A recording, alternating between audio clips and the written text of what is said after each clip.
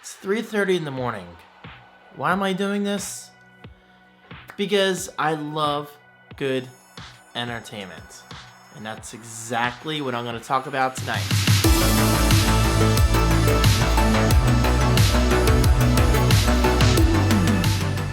Hello guys, how are you? My name is David Franco from davidfran.co.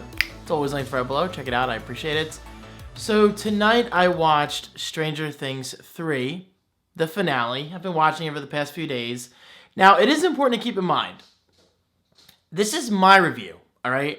These are my thoughts. These are my honest, non-biased thoughts on Stranger Things 3. Maui's chasing some bug.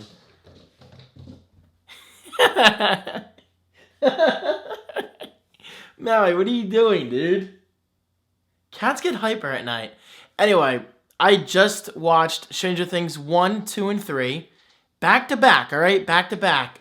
So I think I'm looking at this a little more critically than someone who just watched Stranger Things 3 this year and not Stranger Things 1 and 2. So that's something important to keep in mind. 1 and 2 are still very fresh in my head, so I was extremely critical on Stranger Things 3 and how I felt about it. Also, let me get this out of the way. I really enjoyed 3. I did. I legit enjoyed 3. The second half. First half I thought was a mess. That's just me. But the second half saved it for me. Now, I have a ton of notes here, right here, on my MacBook Pro. I was going to take a screenshot of these notes and share them on Twitter. But then I was thinking, it's like, wait a minute, David, why not just make a quick video? So guys, here we go, making a video 3:30 in the morning. I hope you enjoy it. I don't care if it look like crap. Guys, I mean, come on. I'm in my freaking pajamas. Look at this. I'm not making this video to impress anyone. I'm just making this video because I'm passionate about this sort of thing. So I figured it's important to share my thoughts. Okay, I'm going to go through my list fairly quickly. Then I'm going to get to bed because I got to wake up in the morning and stream on Twitch. So here are my likes of Stranger Things 3. Easily the most amount of 80s nostalgia yet. From the fashion to the music, especially Starcourt Mall. I loved seeing Sam Goody. I love seeing Radio Shack, The Gap, even like the food court, the classic Burger King logo, New Coke, which I've never tried before, but I know was a major flop. And I even liked the little debate they had over it, even though it ended up being one of the biggest mistakes Coca-Cola ever made, which I think is amazing. So I think Stranger Things 3 knew exactly what they were doing. But yeah, 80s nostalgia left and right. I mean, who's not going to love that? I was born in 85, so obviously I'm going to appreciate it. All right, Starcourt Mall was great to be a part of. It really was. It was a great, I guess the word is detour from seasons 1 and 2. Seasons 1 and 2 were pretty much set either in the kids' houses or even the school, which, come on, let's be realistic. After a while, the school can get kind of boring. And of course, season 2 was mostly all about the Upside Down, which I loved. I mean, I know a lot of people didn't like season 2, but I was a huge fan. I still am a huge fan of season 2. I think it's the best season yet. That's just me. That's just me. But it was definitely nice to be in the Starcourt Mall. And I just loved seeing all the lights, hearing all the music, seeing all the stores. Also, I apologize if I seem robotic. I'm just looking at my notes because I just want to make sure I don't miss anything. Plus, I just want to get to bed. It was neat to see the kids continue to age and mature. Again, I watched season 1 and 2 back to back, so all of this was fresh in my mind. To hear Mike's deeper voice and see Lucas somewhat taller, even though Dustin looked the same, and Will, his voice was definitely deeper. 11 is looking good. She's actually looking like a real girl, which is great, because she's always kind of looked like a boy in season 1 and 2, which isn't necessarily a bad thing. But all I'm saying is 11's actually living a somewhat normal life now, wearing those cool 80s clothes. Her hair looked great. So I liked, the character progression with 11 especially. But yeah, overall, it's really, really cool to see the cast quite literally age and mature in real time. I shouldn't say quite literally in real time, but it seems like real time when you go from seasons 1, 2, and 3 back to back. Robin was a nice addition to the cast. She really was. I think Stranger Things needed more female lead roles, and Robin, for being a new character, she was on camera a lot. Like, she was on camera lots. I mean, and her comedy approach was great, I thought. She always kept Steve in line. Even though we find out something, I think like second to last episode or third to last episode, something like that, that it's not quite what it seems. And by the way, do not watch this video if you're trying to avoid spoilers, because I will be talking about spoilers. So yeah, Robin was a pretty cool character. Billy received much deserved attention this season. Now, Billy was a douchebag. He was a racist douchebag in season 2. He's like the kind of character that you hate to love and love to hate. And like, he was just played so well, in my opinion. And obviously, he received a much larger role in season 3. I mean, season 3 wouldn't be season 3 without Billy, because he's technically, you know, the Flare. He was being controlled by the Flare mind and all that stuff. So he was kind of like the Will from season 2, but now we have Billy in season 3. And yes, he does die in the end, which I guess I expected. I mean, that wasn't really that sad for me, honestly. I didn't feel emotionally connected like I did to characters from season 1 and 2, but I'll talk about that in a bit. But yeah, Billy, great character. It was nice to see Will receive a break for once. Will, in a way, was almost useless in season 3. Season 1 and 2 was all about Will. Will went through some serious shit throughout both those seasons. But season 3, I mean, it's almost as if he didn't even exist throughout the entire season. Now and then he got chills in his back, and he gave hints at the Mind Flare making its way around town and whatever. But that's pretty much it. He didn't really serve a significant purpose throughout season 3, which was okay. It was okay. I mean, guys, if you think about it, we're kind of willed out by the time season 2 was done, right? Where is my boy? Joyce. I love her. Hey, Mally. All right, so moving on. As always, incredibly cool 80s soundtrack. For the most part. I'll touch upon that in a few moments. The introduction of Russians was a nice change of pace. I mean, we were over and over again referenced to Russians in season 1. That's what people thought 11 was originally, because of the bald head, and she wouldn't really speak English that well. But yeah, season 3, Russians played a huge role, which I actually really quite enjoyed. Descending underground to the Russian lab underneath Starcourt Mall was really cool. That was really neat. And it makes you think, does that sort of thing happen around here? It could. Hey, don't doubt it. Don't doubt it. I'm serious. So, Steve played a much larger role this time around. Seasons 1 and 2, season 1, he was kind of a minor character in a way. Season 2, he played a much larger role in terms of, like, teaming up with Dustin, which I really enjoyed.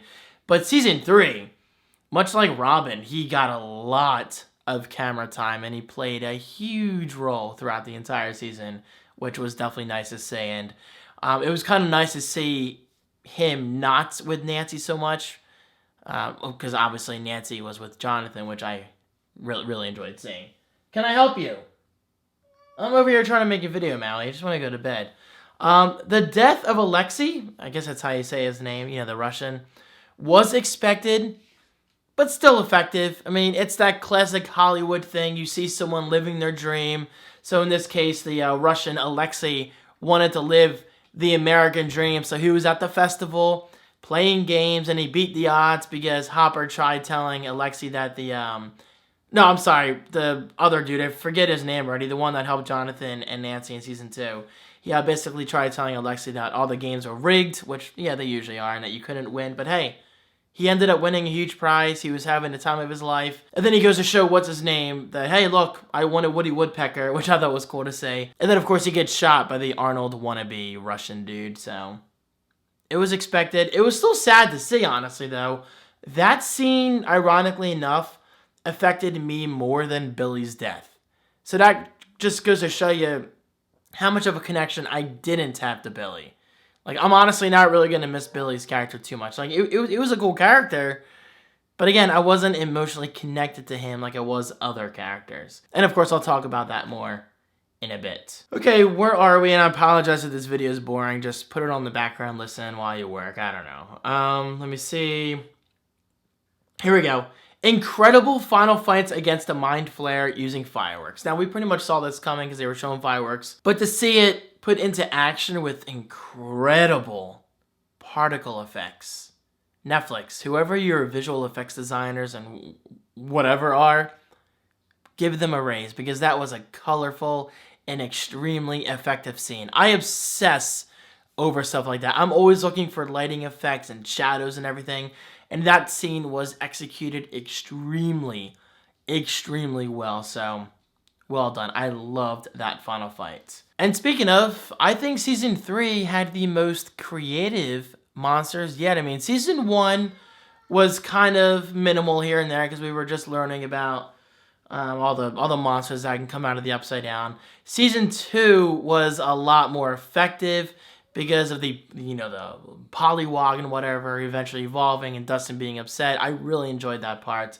But Season 3 was easily the most creative with all the... Well, hold on. First of all, it started out with the rats all going towards the Steelworks place, and they just exploded. That part blew my mind. That's the part of the show where I'm like, okay, this could be really cool. And then eventually the same thing happens. The people are kind of walking towards like zombies, which I thought was a little cheesy because it's typically overdone in Hollywood, in my opinion. But the way they executed it, I thought was a very Stranger Things kind of way. And, the body just plopped down, and you see this blood and gore pour out, and eventually all that blood and gore comes together to form, like, this compound of flesh. And I thought it was extremely, extremely satisfying to watch. Like, just imagine how much work all the visual effects editors had to go through. Like, just the physics and all the interactions of all, like, compound A with compound B and compound M and Z and L and M. Like, all these parts moving together. God, Maui's annoying tonight. He's not normally this active. Cats do like to explore at night. So anyway, I thought the creatures were incredibly creative. God, I didn't think this video was going to be this long, guys. I apologize. Hey, if you don't like the video, close it. I will not take offense. I'm just making this video mostly for me, because this stuff's important to me. Okay, almost on the likes list, I promise. And then the dislikes are less in quantity, but arguably more important than the likes. Okay. Very touching ending regarding the loss of Hopper. I should quote, the loss of Hopper. Hopper's not dead, guys. Come on. Yeah, it was nice how we found out that, Hopper never truly read the letter of feelings to 11, which is not perfect. I'll talk about that in a minute. But the way they handled it, I thought was very, very well done. I got a little emotional, which, thank God, finally, thank you. Like, that's what I've been looking for throughout the whole season, and of course, they wait till the final episode to hit me like that.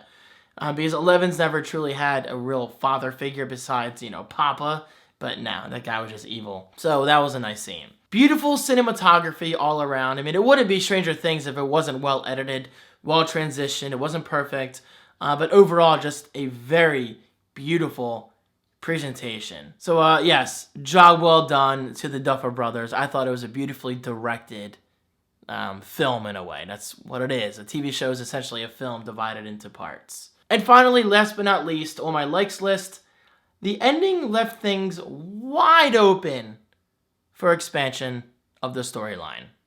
But obviously, I mean, any TV show that's written very well, like Stranger Things, is obviously going to keep it wide open for expansion for future seasons. But even with that said, if they ended on Stranger Things 4 or 5, I'm okay with that. In my opinion, it's much better to end a show early than it is to just keep it going. Like The Office Season 9 was a joke in my opinion. Office Season 9, ugh. And that's coming from me, a huge die-hard Office fan. Okay, let's talk about dislikes.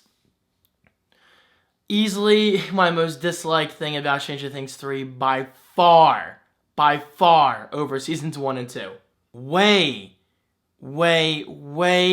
too much comedy. I understand you need some comedy here and there. Believe me, I get that. I've seen hundreds of movies. Trust me, I see things people don't see sometimes. But man, what is with all the comedy? The forced comedy at that. There was way too much comedy throughout the first half. The second half was okay. The second half wasn't bad. But the first half, I don't know what the hell the writers were thinking. I don't know if they had too much coffee for the first few months of shooting or writing or whatever. But my God, tone it down. The comedy was way over the top to the point where it was distracting. I mean, I'm a diehard Stranger Things fan. I love this show so much. I've seen seasons 1 and 2 3 times now. That's how much I love it. I mean, yeah, that might not be much to even more diehard fans than myself, but hey, it's not every day I watch the same show 3 times. Whatever. But man, the comedy was so distracting. Anyway, I'm not going to let that ruin it for me, because it didn't. Thankfully, like I said, the second half was much better. Hopper's obsession over Mike and Eleven was a little over the top. This kind of falls directly in line with my first point. What the hell did they do to Hopper's character? Like, I loved Hopper in season 1 and 2, but season 3, they just made him into some kind of like dorky comedic character. It's kind of like what NBC did with Andy. Like, they completely took this awesome character of Andy and turned him into a douchebag who just ended up treating Aaron like shit, which I hate. Oh, God, I hated Andy towards the end of The Office. Now, I'm not saying I hated Hopper. Again, like most of the show, he got better towards the second half of the season. But the first half, it was a little much, guys. It was a little much. That was not the Hopper that I've learned to love throughout seasons 1 and 2. 3, he was just a little over the top.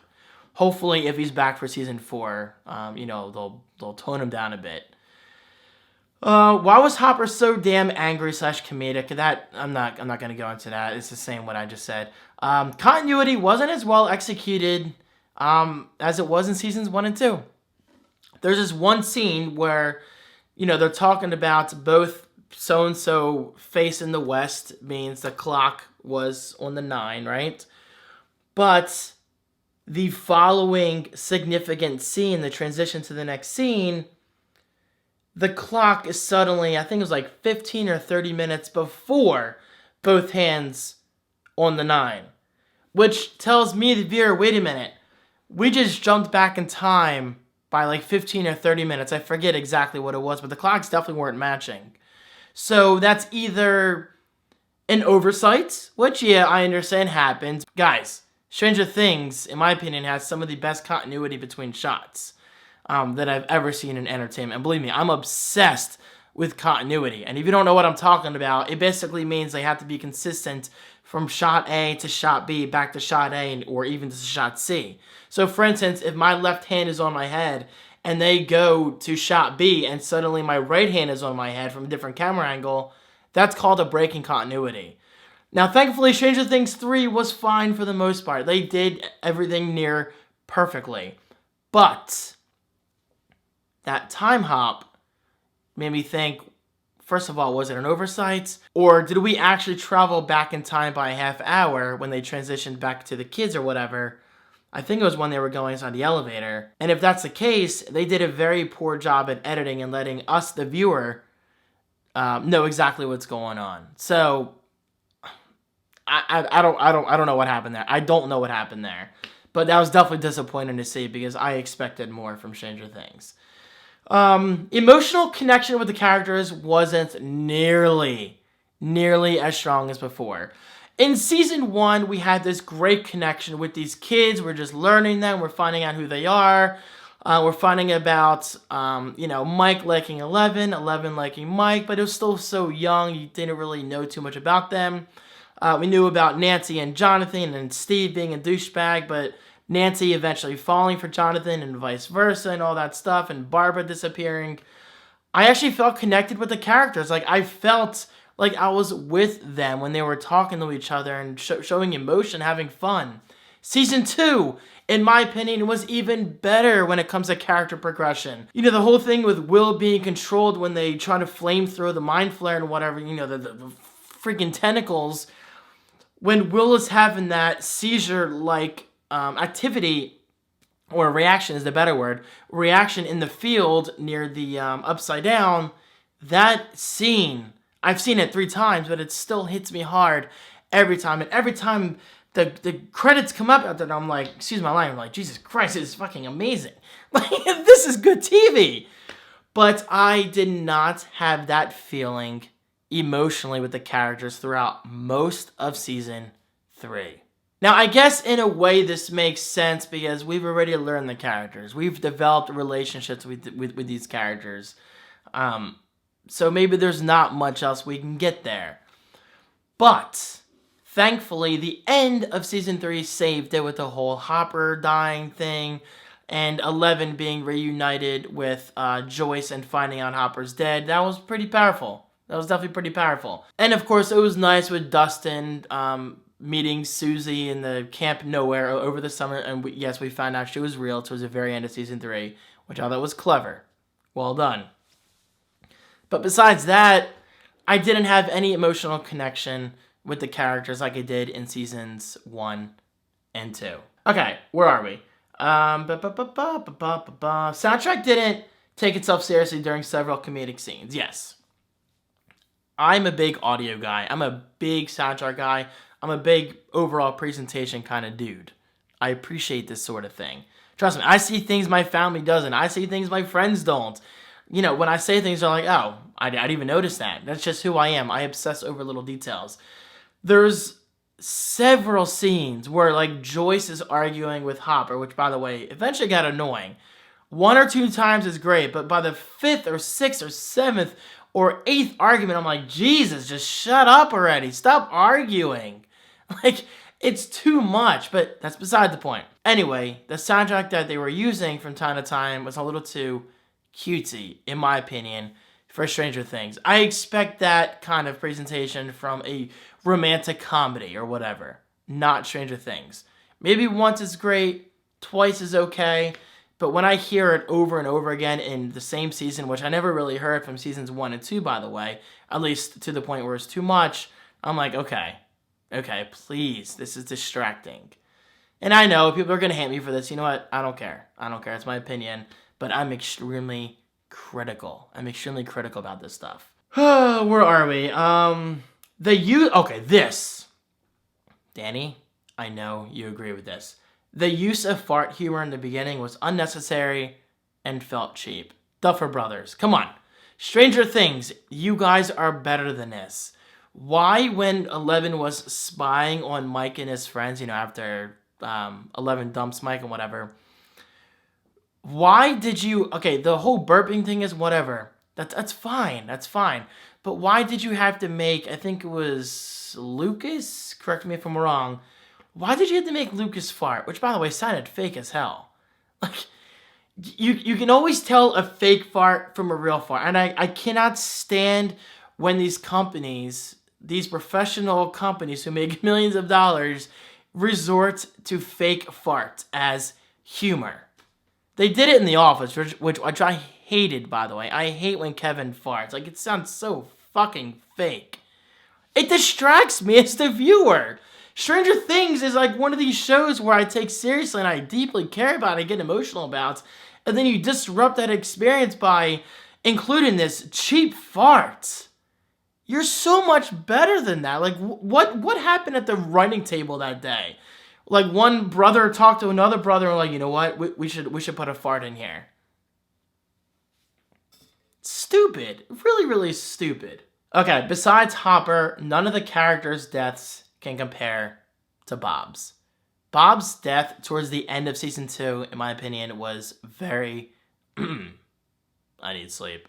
Very well done. I loved it. It was effective. It was legit heart-wrenching because I loved Bob. He was Bob the Brain. Like, who didn't like Bob?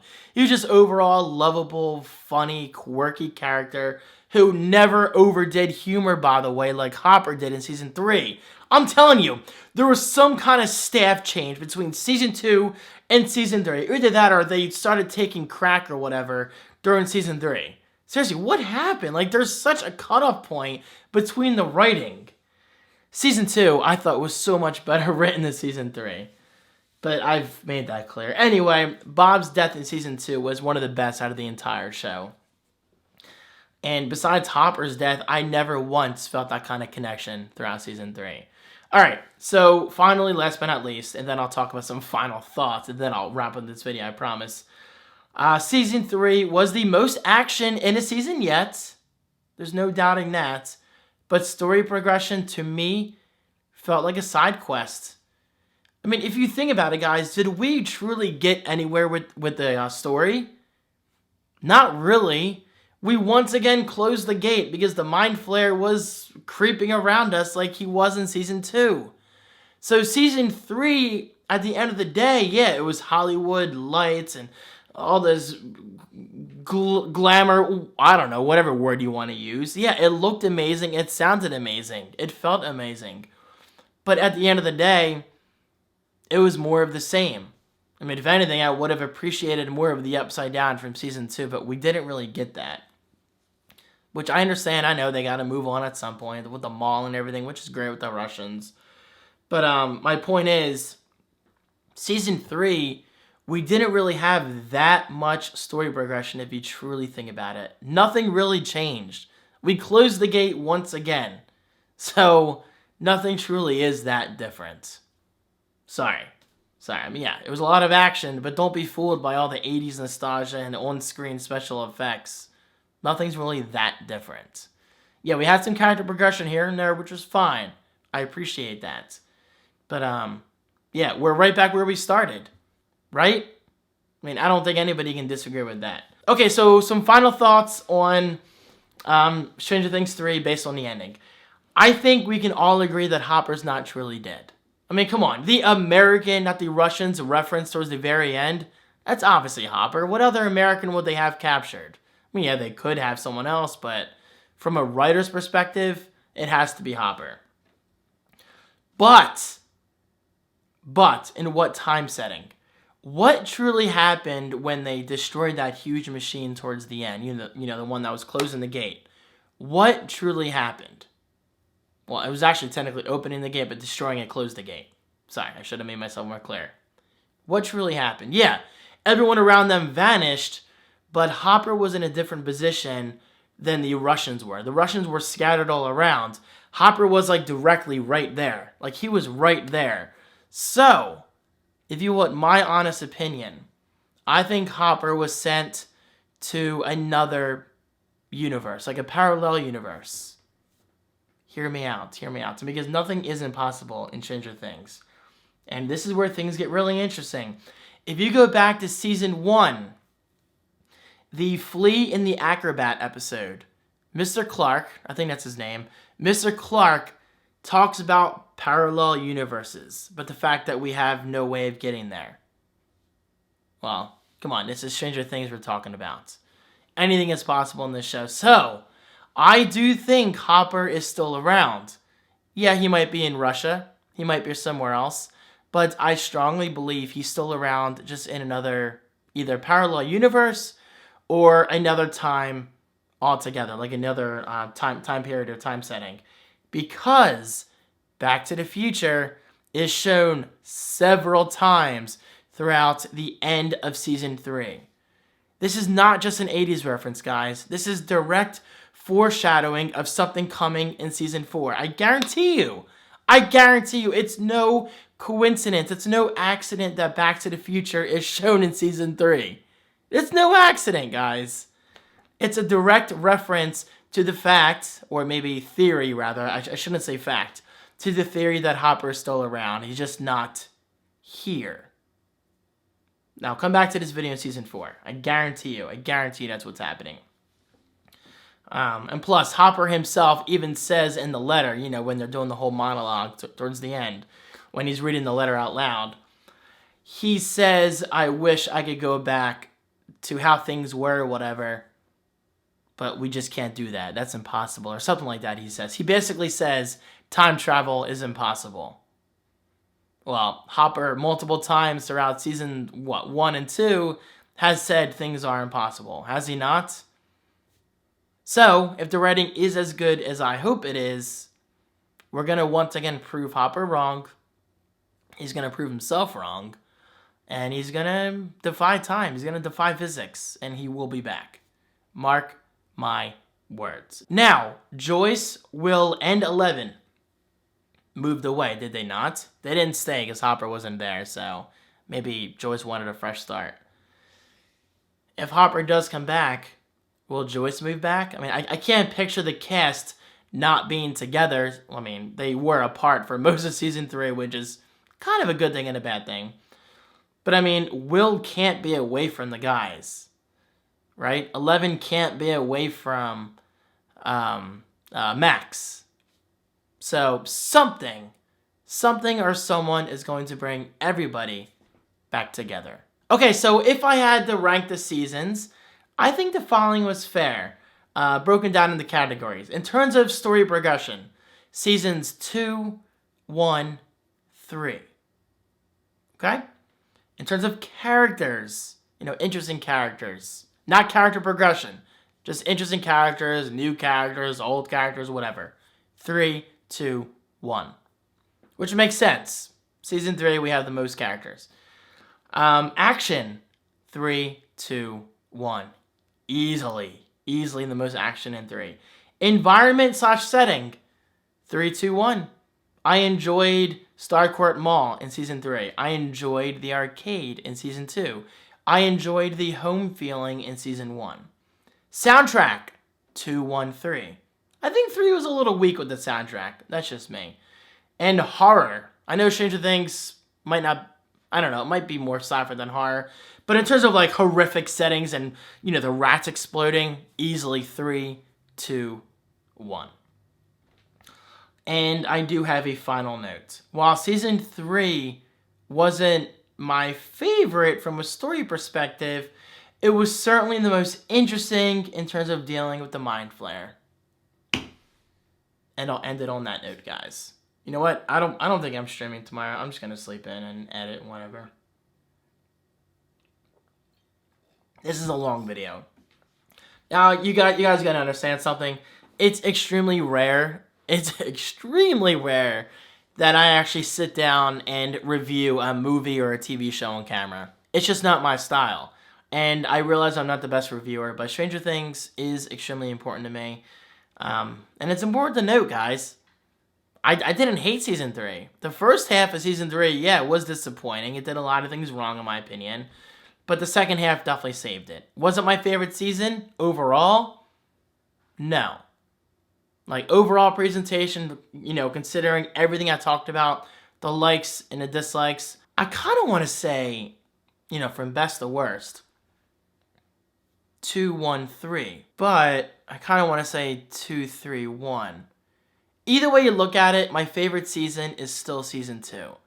I think it was the most interesting from a story perspective with the upside down and everything. But action perspective, by far, Season 3. Anyway, guys, what are your thoughts on Stranger Things 3? And please, keep it cool. Keep it collective. Keep it positive. These are my thoughts. At the end of the day, they mean nothing. They mean nothing. I'm not going to change anything. But who knows? Somebody from Stranger Things might see this. From Netflix or whatever. So guys, if you do, I just have one primary request about Season 4. Please tone down the comedy. Occasional jokes here and there are great, but please, no fart humor.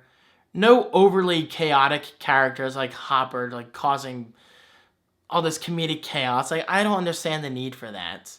It's fine to be funny, but don't overdo it. Otherwise, you're tarnishing your brand. You're making hardcore viewers like myself not take it seriously. And you're just distracting us from appreciating what you do right. The 80s stuff. The story in general, the characters. I mean, I still love the characters. I do. Just don't make me despise them from a comedic approach, from a comedic perspective. Alright, I'm done. Thank you guys so much for watching. God, I need sleep. I'm so tired. Look at me. And I'll see you next time. Peace. Thank you so much for watching today's video. I really appreciate it. If you want to continue to support my content, check out the links right below in the video description. There you can access over 200 exclusive vlogs. You can shop on Amazon and support me directly. And finally, you can get a steep discount on web hosting via Host Papa. I'll see you next time.